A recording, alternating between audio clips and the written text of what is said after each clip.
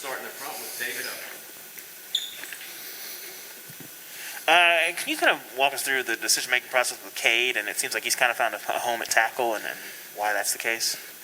Man, I wouldn't say home right now. He's still taking reps inside and out.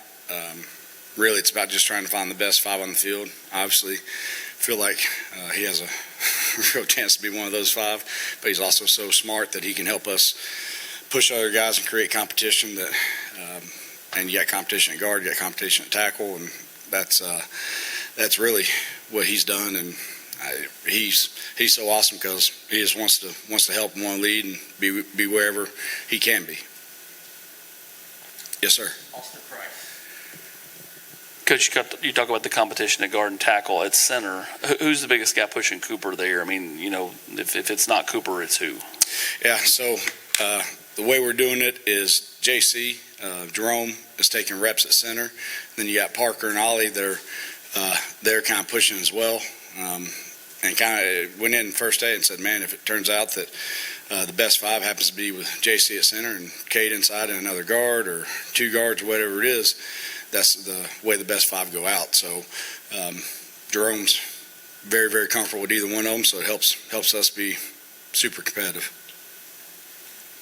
In the back, Jimmy. Coach, how many offensive linemen have you identified as starters at this point? Oh, man, let's see. That is a great question.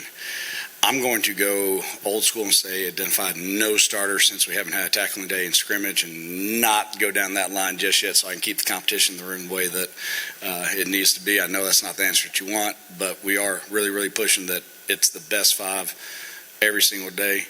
Obviously, everybody knows a couple of those guys, the way they practice and the way they compete, but I'm going to steer away from that one. I apologize. As a follow-up, what do you think of your depth on the offensive line?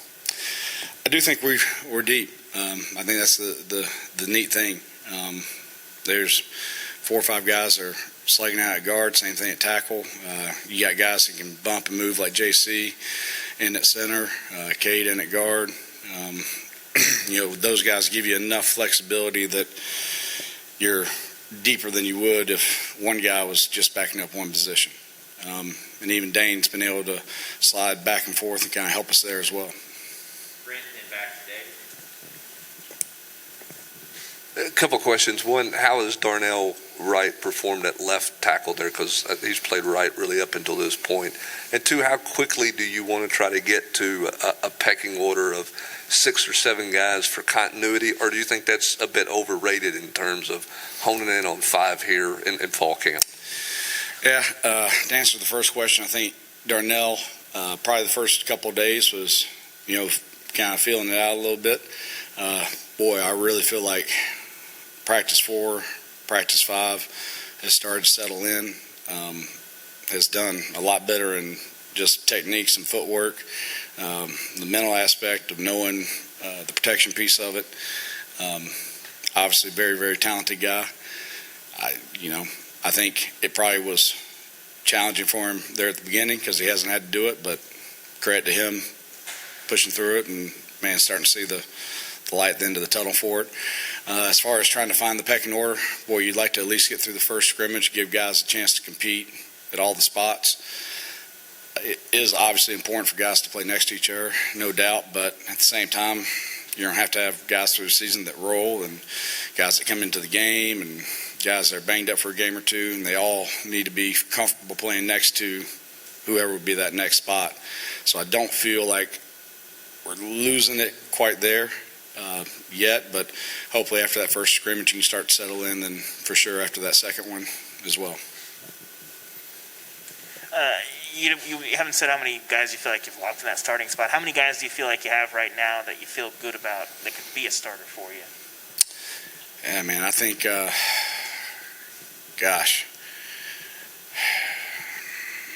you're in that 9-10 range for sure. I do. I really, really do. And,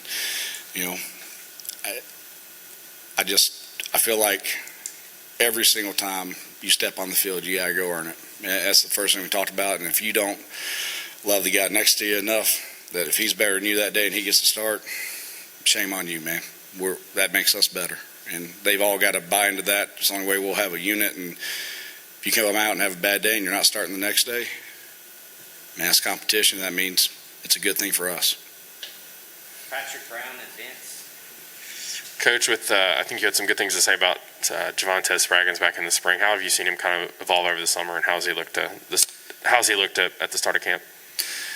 A lot more in sync with the system, man. Where he's made a lot of strides protectionally, kind of understanding who he has, but also being able to help his buddy at center, help his buddy at tackle, like not just play for himself, but kind of play within the scheme.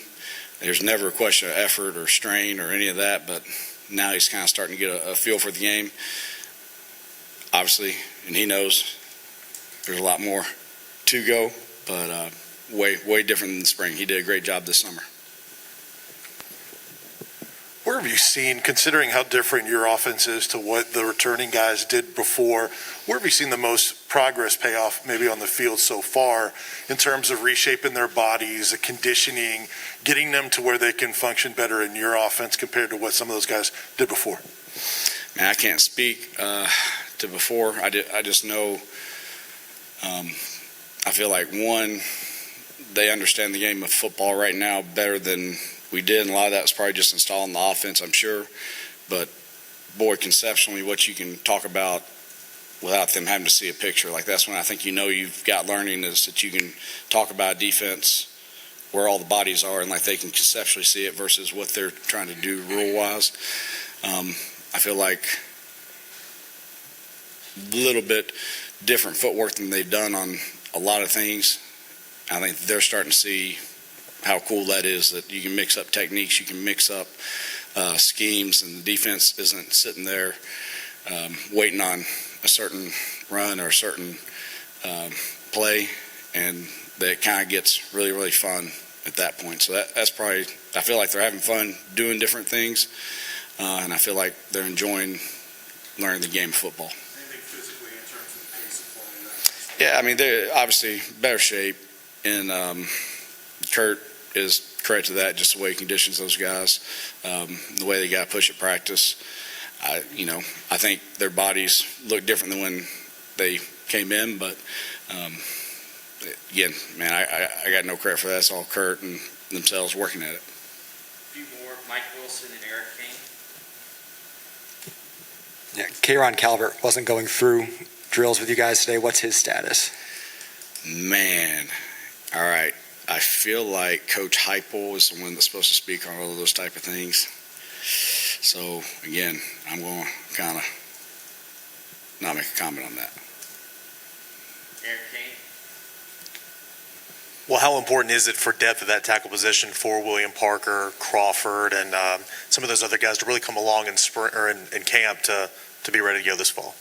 Sure, absolutely. But again, to me, that's every position, man. It's just what we're trying to breed. But yeah, right now everybody's in the mix, and there is no, if a guy's here or not here for a day or so, whatever it is, shoot, next guy steps up until everything's back, and then you're rocking and rolling again. Two more, Austin Price and Jimmy Hines. Coach, I think Darnell's down something like 25 plus pounds since last year. When you got here and started watching last year on film and what he was able to do versus the guy you had in the spring versus the guy you have right now, I'm not talking about left side, right side. How different is he? And then R.J. Perry, what have you seen out of him through the first 5 practices? Nell's definitely different. I think, one, he's, again, just enjoyed learning the game of football, tries different techniques. I think sometimes you don't know what you don't know. And again, credit to him, Kurt, for pushing himself, trying to change eating habits, get his body weight right.